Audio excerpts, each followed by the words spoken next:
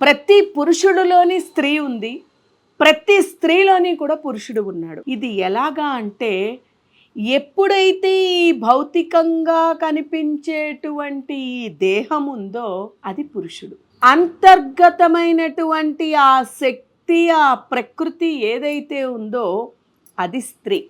కేవలము దేహాన్ని చూసి వీళ్ళ అమ్మాయిలు, స్త్రీలు అని మనం అంటున్నాం. కానీ దేహం ఎప్పుడైతే ఉందో అది పురుషుడు. అందుకనే పురుష ప్రయత్నం లేనిదే ఏమీ ఉపయోగం లేదు అంటారు. ఎంత దేవుడు కరుణించినా పురుష ప్రయత్నం ఉండాలి అంటారు. అంటే మానవుడుగా జనించి పాంచభౌతికమైనటువంటి మన ఈ దేహాన్ని దాల్చినప్పుడు మన ప్రయత్నం అనేటువంటిది అంతర్గతంగా వచ్చేటువంటి అంటే సాధనలతోనే ఉండేటప్పుడు